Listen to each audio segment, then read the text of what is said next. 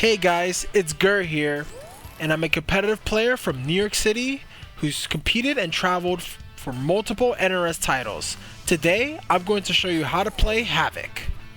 Before we begin, be sure to subscribe to DashFight for more MK1 character guides and fighting game content. Let's get started. Havik is a rushdown character that excels in controlling the pace of the match. He has strings that are plus on block with multiple mix-up options, and unique special moves that place the opponent in uncomfortable situations. So to start off, Havik doesn't have the most far-reaching normals than other characters. A lot of his normals and strings involve him being up close. He has a really couple of good strings, but ones I want to go over. The main highlights is, so the standing one is 0, 7 frame startup as normal. His 1-1 is +3 on block, and that's very significant. So +3 on block, which means you can keep applying pressure. If they're not ducking, you can go for another 1-1. Or you can do a down one if you think they're gonna poke to take your turn back. Very good pressure tool. And on hit, if I change this, on hit you can jail this as normal easily to confirm. And the entire string at the end of this thing is also +3 and an overhead. So they have to be aware and keep blocking this entire string, and you're still plus on block. I also can mention that this is also gapless. So if I set Reptile to do the enhanced death roll, we can confirm that he can do it on reversal. So if I do this entire string, if I do this entire string, there's no gap in between them. So that is a huge advantage. A lot of characters in the game do have gaps, or unmovable gaps within their pressure, but Havik is one of those characters that can apply his plus string without any gaps. Very, very good. If you keep going, you can bait out armor attacks. For the most part, your opponent has to respect it. The way to fight against this string is, even if you flawless block it, he is +3, but if you complete the string, he's -7, which means the opponent can jail, take their turn back, or if you have a 6 frame button, you can actually punish Havik if you flawless block the last hit. But the opponent would have to be on the lookout for the last hit and start flawless blocking, but you're going to be safe against most of the cast. So this is a really, really good string. A normal I want to go through is his sweep. Very solid sweep.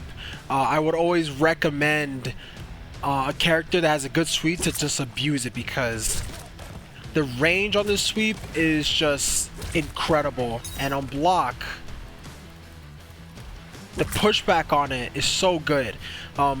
The purpose is we want to force the opponent to keep blocking, to not duck, because you're going to find a lot of players who are going to duck your highs. Your 4-1 is also high, so we want to condition them using the sweeps or some pokes with down 3. Down 1 if you want to take your turn back, but be aware that these are punishable, which is a universal frames for every character. But the point is we want to use the sweep so much to condition them to keep blocking low, just so you can get into your forward 1 or your 1-1. His mid string is his back 2. So this is going to be his mid normal. You cannot duck this, and it's very far reaching. So the chaos lunge. So if you're mid screen right here, if they're not blocking, they'll get hit by this, and you'll follow up into a combo. Very easy to hit confirm. And if we do the full strings, there's 2 versions of this string. There is a low and a grab. So the really good thing about that string is these 2 enders hit on the same frame. So usually you can fuzzy guard it, you can block the low and duck the grab. because this is a high grab. But because they're on the same frame, essentially they have to guess whether you're going to go for the low or go for a grab, which is pretty decent damage. Very scary if your opponent's health is about to die. They have to make a guess between that or the grab. The one thing I will say is you can actually armor both options. So let me just turn this on. See, it beats the low and it beats the grab.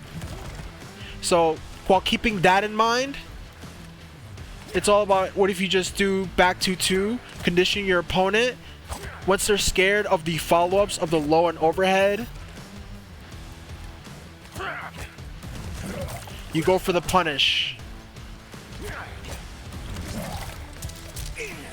And it's just all about that. Once you're in your opponent's face and being a bully, it's all about getting them scared to do riskier options like armoring through your gaps. And if they don't know you can armor through your gaps, you can abuse these strings over and over.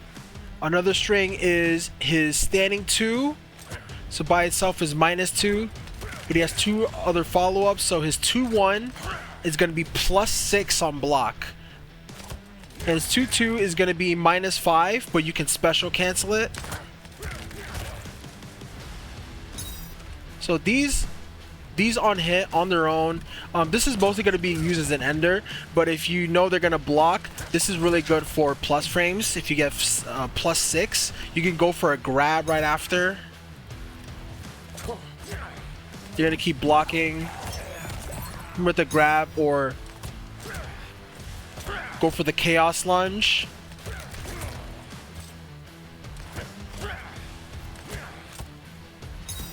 And I can show you an example. Let me make Reptile do it down 1.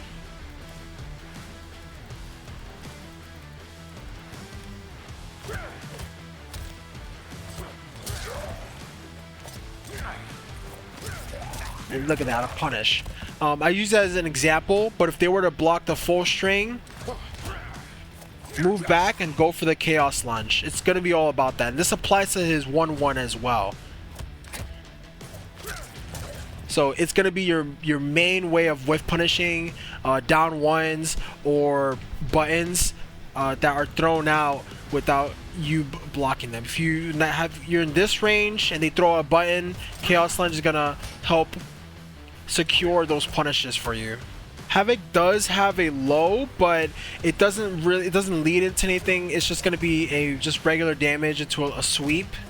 But you can use this if you want to do a hard commit to a fatal blow. If you commit to that, it combos on hit. But you would just be using this as a check. Both the forward 4 and forward 4-3 is safe on block. So you have -5 and -6. Not plus, but it is a way to check your opponent if you notice them ducking a lot. Now let's get started on Havik's special moves. First thing I want to go over is his projectile. So his back forward 1 Neoplasm. So this is going to be a high projectile he throws out after some startup. Travels full screen. One thing I want to note is that up close, if you hit a combo, it actually launches on hit. So this serves as both his projectile and his main combo starter. You don't want to be using this move while you're as a zoning tool because it has such slow startup, and characters with faster projectiles, if you get interrupted within the first few frames of back forward 1, it actually won't come out. So you'll be losing more trades using this to zone characters out because of how slow it is on startup. What you should be doing is using this projectile as a way to get in. So while it's traveling, you want to be dashing in if you're getting zoned out by characters, or if you need to get closer to position yourself much better or near your opponent. This is duckable. But if you're able to move after doing this, you can condition your opponent to look out for the mids or look out for the low.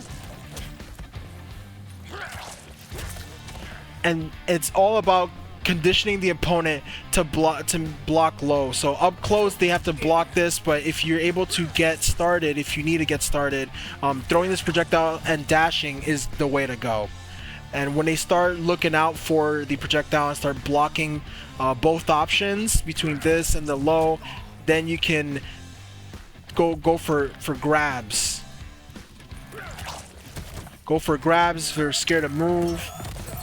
And overall, it's pretty decent. Very versatile move. One thing to note with Neoplasm is that the EX version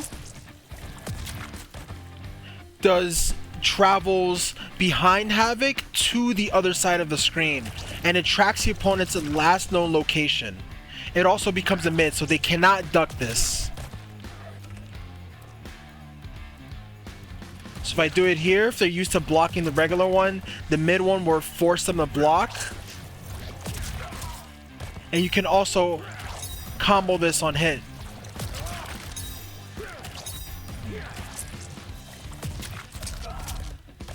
Havik has another projectile called Seeking Neoplasm. So this is going to be his mid projectile. Also slow startup.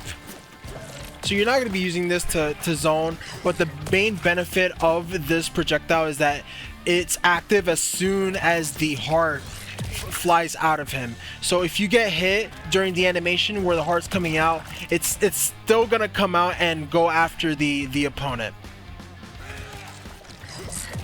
But you're going to be using this as a way to get in if you're having trouble or getting zoned out by the characters. Usually if you have the life lead, you can use this to take a projectile trade just to go in. And if you're lucky, if you hit them up close, you can actually convert off a combo. But it's not going to be very much. It actually scales a lot. But this is just more of a utility-based item, utility-based special move than a projectile you use for full screen. You're going to be using this in setups or to set up your cameos. Now we're going to go to his Twisted Torso. So this move is mostly going to be used as a combo ender to cash out on the damage, or if you have an ambush cameo that can cover you on block to make yourself safer. In this example, I have Cyrax, so I'm going to make Reptile block. This actually does significant amount of chip on block. It's a high, but if you chain this, the 1/1 into it, they can't actually duck the Twisted Torso follow-up. So you want to be mostly using this as combo enders or cameos to keep yourself safe. So the EX version does extra damage. That's 18%. Normally it would be 11, so it's going to be a big bump in his damage for any combo. So if I were to do a simple one like this,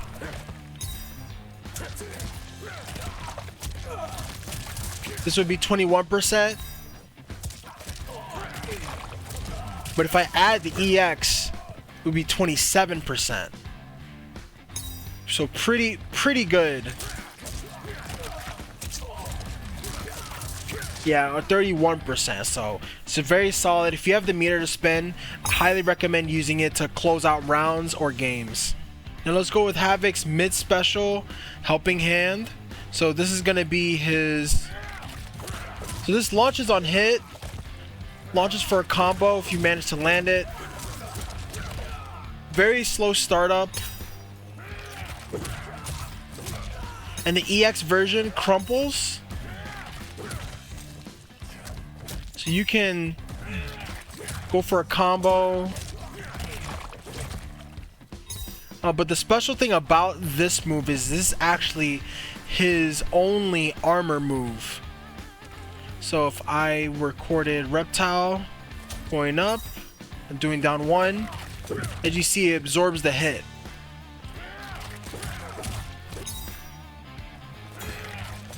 And if his armor gets hit, it actually changes the property of the the attack. So instead of launching, it'll just place him flat on the ground for a hard knockdown.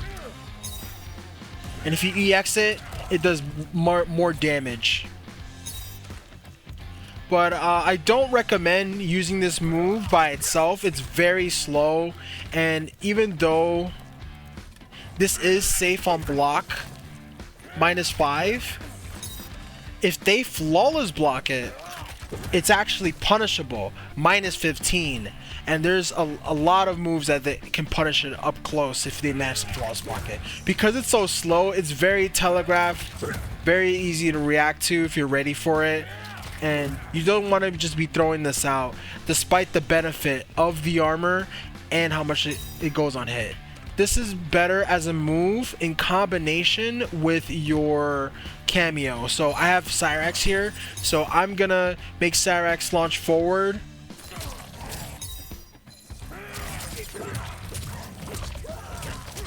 And that scored a combo. So instead of them looking out for the swing, I can use this with the Cameo, go for the swing to convert, or even just do a regular one or EX. And that's just a much better use for it. If you use it on Wake Up, I don't recommend using it on Wake Up as much just because it's just very slow. But the benefit, a really cool thing is the EX version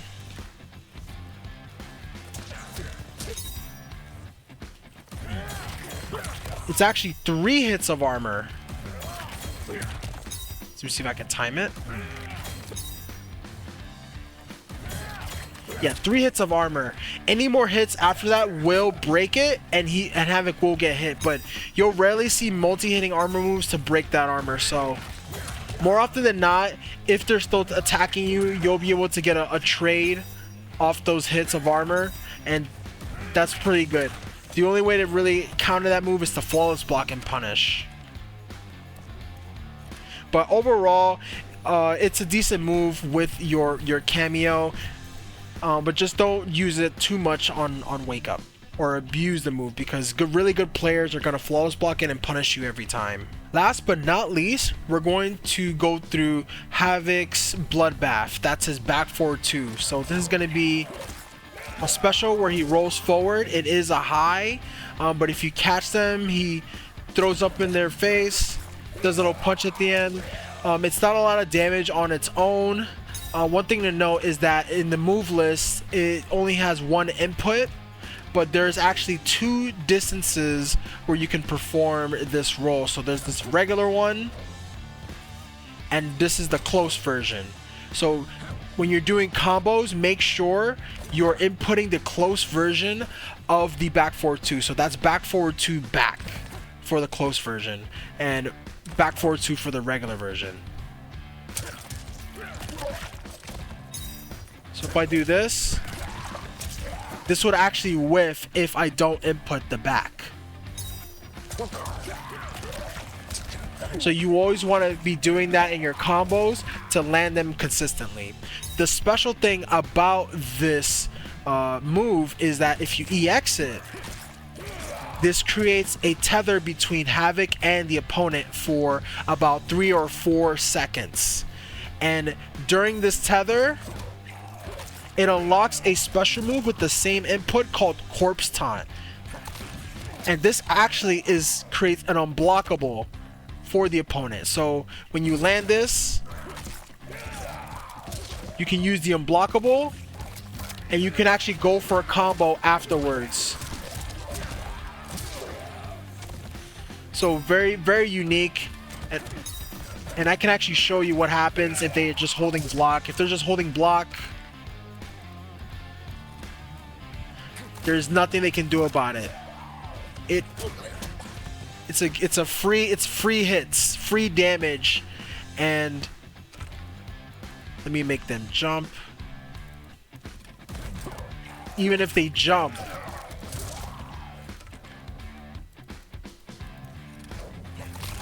it'll put them back on the ground, and you can still convert off a combo.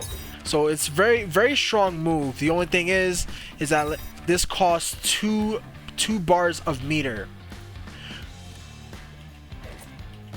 So you see it costs 2 bars of meter. You want to make sure that you're managing your meter effectively, because this is a very costly special move that you got to be careful throwing it out. I don't recommend throwing this out in neutral because it's high, it's very beatable, it's very punishable on block. It's a minus 22. So it's much better to use this as a way to force your opponent to make a decision, because one way to actually beat this move, if you're going for the immediate unblockable, is when you go for this, is to actually armor through it. So armor beats the unblockable. The armor will absorb the hit and you'll get punished for performing the corpse taunt. But the main benefit, the thing you want to take away, is you want to create that mind game between whether you're going to use the unblockable or not. So if you were to use the unblockable and they think you're going to use your corpse taunt, you can block it and go for a full combo punish instead. I don't recommend using corpse taunt as a way for your punishes, because it does significantly less damage than you would normally use. So if you were to just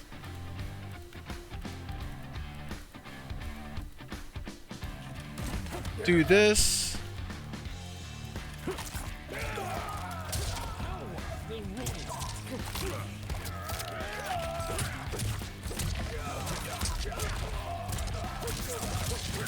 so 20%, that's 2% lower than my regular combo if we don't take meter or cameos into account. So it's not worth using the unblockable move if you already have the punish. You should only be using this if you're full screen.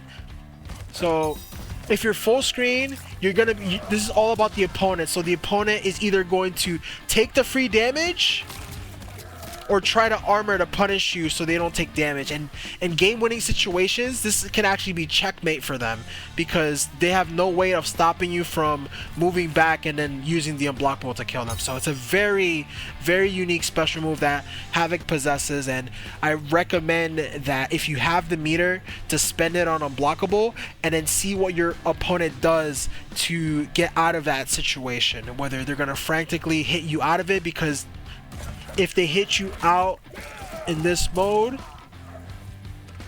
it actually breaks the tether. So they only have about 4 seconds to either break the tether or take free damage. So it's very, very good. And now for Havik's Fatal Blow. It's pretty standard. It hits overhead.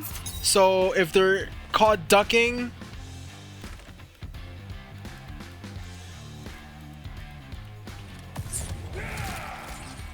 you'll catch them. So you can just do a knowledge check, but later on more players will know that they can block that overhead.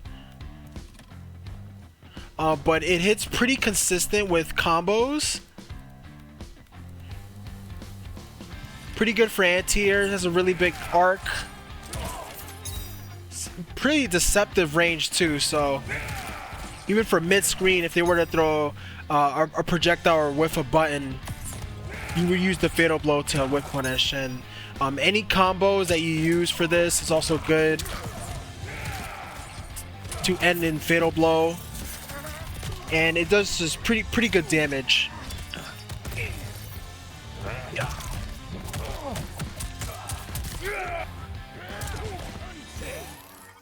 Cameos that I recommend for Havik is definitely Cyrax. So Cyrax, I believe, is currently the best cameo in the game right now, but he really synergizes with Havik. He's able to combo off his combo enders. He's able to do a lot of block pressure and cause chip.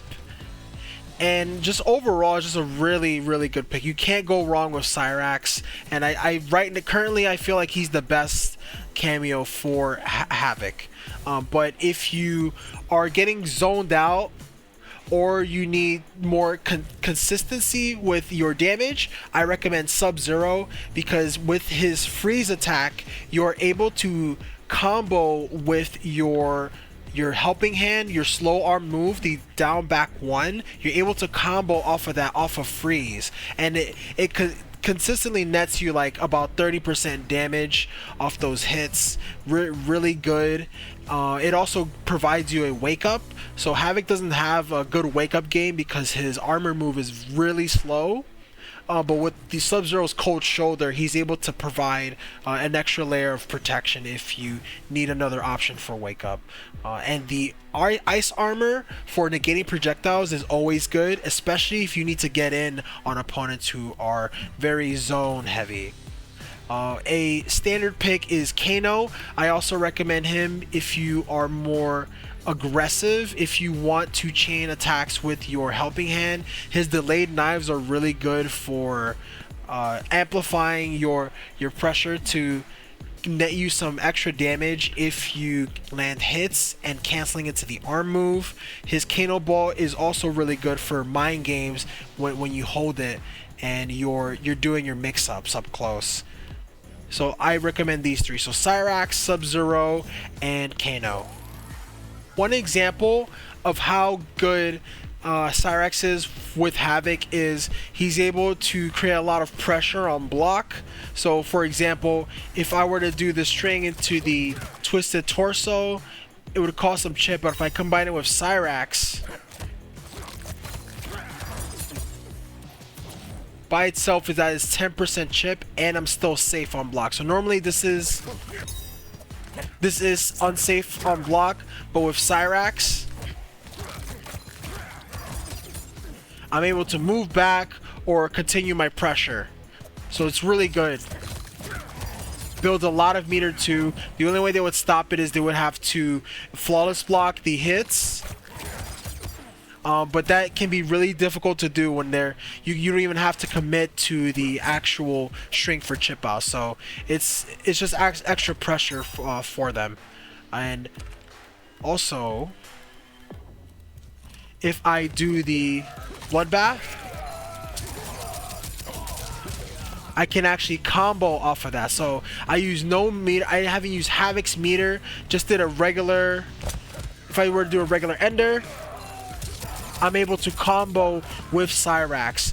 This is very useful in the corner, but you're able to just convert any damage from ending the combo with Bloodbath. So one of the many reasons why this cameo really works with Havik.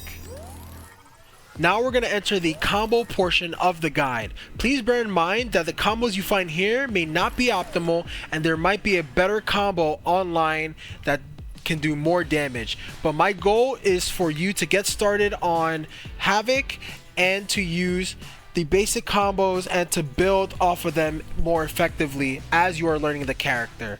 Without further ado, let's begin.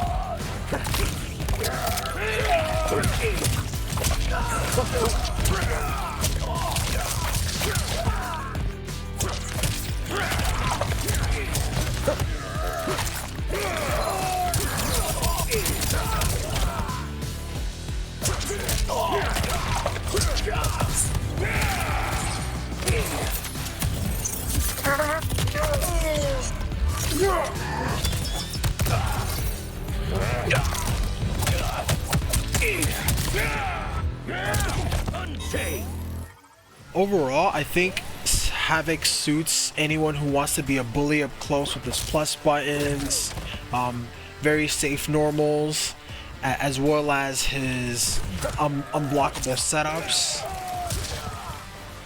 Just those combined make him a really good character for just keeping the momentum and pressure against the opponent. But areas where I do think he struggles is he doesn't really have a good wake-up game. Although he does get free armor with his arm swing, it is very slow on startup, and if someone sees this and they false block it, it's full combo punishable on block. Same goes with EX. Even though it's like 3 hits, you might catch the opponent even once or twice, but I feel like a really good player who knows the matchup will start blocking that attack and will punishing you for it. So I think on wake up, if he were to get knocked down, he would have to hold a lot of mix-ups or hold a lot of gaps from different characters because he doesn't have a fast reversal or wake up move. And that's where the cameos come into play. So he's also very cameo reliant. He relies on the cameo on what it provides to either elevate his gameplay or cover his weaknesses. So he would need a cameo that has a wake up or a cameo that can give him a lot more damage off his combos. But if his cameos are on cooldown, he becomes a significantly weaker character than normal. So the opponent would have to play around the cooldowns of the cameo in order to fight him effectively.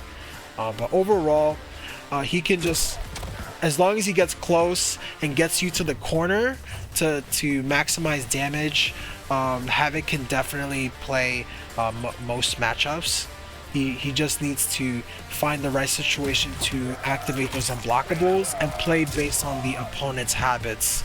You'll have players who will always panic when they get put in that situation, which makes it really easy to set up big damage. But eventually, I feel like he will be a mid-tier character. That's just my prediction. I know right now he's performing really well in recent tournaments, but I feel like when people learn to match up or they learn what cameos can deal with Havik or keeping Havik away, I feel like he'll be a harder character to win with. At least that's what I think now. But overall, he's still a solid character, and I still recommend anyone who likes to aggress on the opponent to pick him up. Thank you for watching. You can also check out all the things shown in this video in the text version within the link in the description below. If you like this video, please leave a like and comment below with your thoughts. Thank you so much, and I hope you have fun with the chaotic freedom fighter, Havik.